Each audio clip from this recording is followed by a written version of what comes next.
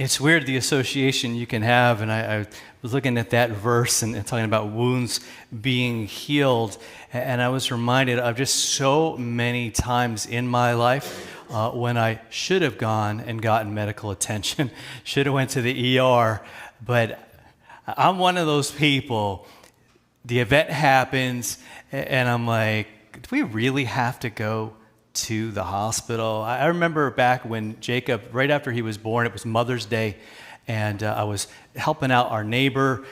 They had a whole bunch of puppies, and I was helping them out, and who doesn't want to help out puppies? He was keeping them in their garage, and I was trying to outsmart these puppies, and so because every time I would go to run and close the door of their garage, which went out, was one of those doors that went straight like this, and you could see what's going to happen, right? I was going to run in and have them all chase me, and then I'll get them to the back, get them some food, and then run back out. And as I went to run in, like full speed, I just hit my head. I mean, boom. Like you can almost feel it. I mean, hit me right here. That's kind of where my grace started coming in, I think, right there. I am bleeding profusely. I go back next door to my house, and I walk in. Darla's on the phone with her mom, and she looks up, and I am just covered in blood. And I said to her, I actually said this. I said, I think I hurt myself. And she still reminds me of that. Now you'd think with all that blood, that's an immediate, ER run. No, I was fine. I had a bag of frozen peas, put that on my head, and I just sat there. I was not going to spend Mother's Day in the emergency room because of my own foolishness. It just wasn't going to happen, and that has repeated itself over and over and over again, and I still haven't learned my lesson.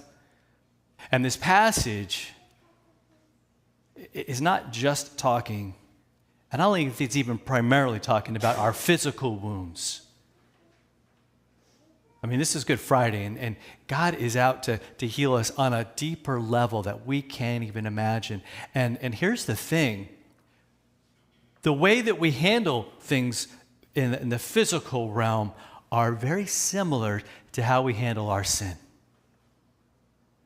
Because what was behind every time I didn't go and get the medical attention I needed was the thought, I'm okay. I'll be fine. I got a bag of frozen peas. I can handle this. Right? It's not, and I would say it over, and even today I'll say, it's not so bad. It's not so bad. We say that with sin, don't we? It's not so bad. It's okay. I'm fine. And that's why sometimes we have Good Friday. I know I'm forgiven. I know that's what he did. He went to that cross and he died for me. But I think sometimes it's a story and it's maybe theoretical. But God wants to get at those wounds inside of you. That sin inside of you for which you don't have that handled. You will never have that handled. You will never be able to fix that or heal that. That's why Jesus bled, and that's why he died. Because of us. Right? And that psalm has so many things, right? The ending verse that we have, that we all, like sheep, we have gone astray. Each and every one of us we go our own way. The big question I want to ask you is, do we really, do I think that's me? Like a wayward sheep? Doing my own thing all the time? No, that's somebody else. That's the guy who tanks his life on the news. That's him, not me. Because I'm good. I got it handled. I've got my spiritual frozen bag of peas, right, Pastor? Right? That's what we do. And we do that, and we do that, and we do that. But he's talking about us. We all, notice the word all in there, have, like sheep, have gone astray. Each and every one of us, it says. And the Lord has laid on him, on Jesus, the iniquity of us all. And I don't want you to miss the fact that these words were spoken long before Jesus was born.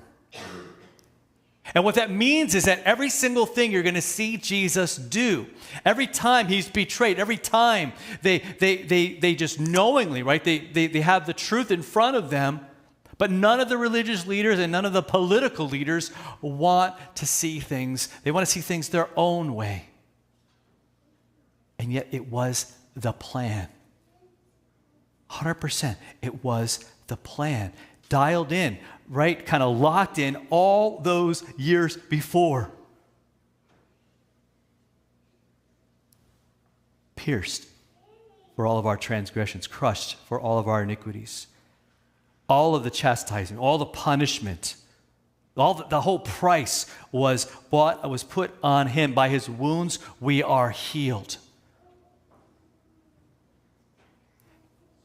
And that phrase, you have to go back to the beginning of Isaiah to understand what he's talking about. Because a lot of times we're like, oh, that means I can be physically healed. And I want to go on record as saying that God is an amazing healer. I believe that we as Lutherans, we downplay his, right? Well, I think somebody's more shocked. Whoa, you got healed? I think we do. We're uncomfortable. We don't know what to do with that. We like formulations and we like everything, right? We're good Germans. We want it all in its place. And God doing his thing, his way. But I don't believe, I think the healing that Isaiah is talking about, I think it involves physical.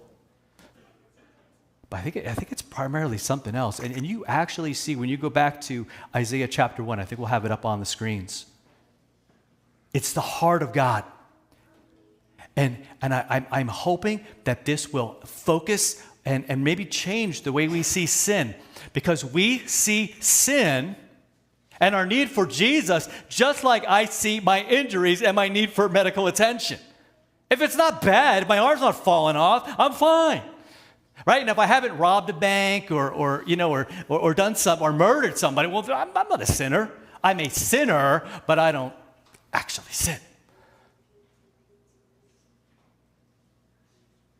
As long as I don't feel so bad about it and as long as other people don't know, well, what's the harm? Right? It's just kind of how I am. But it's deeply personal to the Lord. And this is how it should affect us. Look at Isaiah chapter 1. In verse 2, he says, "Hear, heavens, give ear, O earth, the Lord has spoken." He says, listen to this, "Children I have reared and I have brought them up, but they have rebelled against me." For everybody in here who's a parent, and even if you're not, like you're one or the other, right? Everybody's either a parent or a child in here. You can feel the heartache, can't you? Taught them, given them everything, and yet they what? And then to have them not want anything to do with you, to rebel and to run. He says the ox knows its owner, the donkey knows its master's crib. But Israel doesn't know. My people don't understand. They don't know where the source of all that they need is. And it's in him. It's in this Father who loves them and who loves us. See, that's why sin is important. That's why we have to take it seriously. That's why tonight makes such a difference. Because we are just like those people of Israel. Man, there's nothing new. It's why he came. This is how he describes them, a sinful nation. And notice he says, sinful. I mean, it's like he's in anguish describing how they live. They're laden with iniquity. They're offspring of evildoers. They're children who deal corruptly. Forsaken the Lord, despised the Holy One of Israel, utterly estranged. And you can hear him in verse 5, like saying, "Why will you be struck down?" See, a lot of times we think God's just being nasty. But he's saying, like, why? Why do you keep having to fall into the pit? Why do you keep making these choices? Why do you keep rejecting me? Why? Why do you want this to happen? To be struck down? Are you going to continue to rebel? And he says, the whole head is sick. By his wounds, right? We are healed. This is us without Jesus. Our whole head is sick. The whole heart is faint. From the sole of the foot even to the head, no soundness in it. Nothing but what? Bruises, sores, raw wounds, and they have not been pressed out or bound up or softened with oil. They continue to fester and bleed.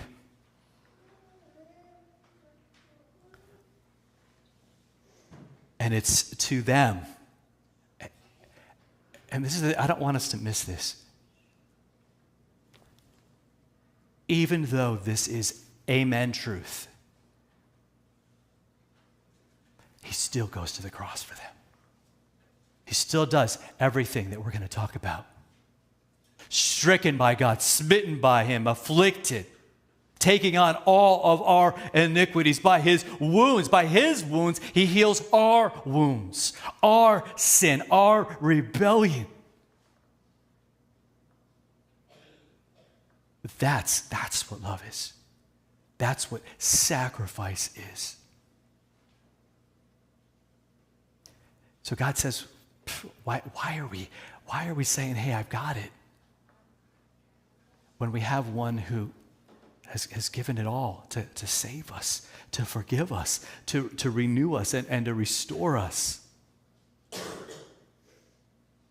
Listen, he took all of our grief. No need to hide anymore. No need to play it off or explain it away. We can go to him with the full weight of it because he knows what it is because he's felt it. Do you get that? He's already like, he's not going to go, really? You got that going on? Because when he was on that cross, it all went on him. All of it. All of it. And so what I want us to do is as we hear these words from John's gospel, I think I say this every year, that we would say, that we would, in our hearts, say, God, help me to see this was for me. That it was for me. And that I would maybe come to mind some of the things that I'm wrestling with, some of those wounds that are there. And to know that his death was more than enough to forgive those and to save us from them. In his name, amen.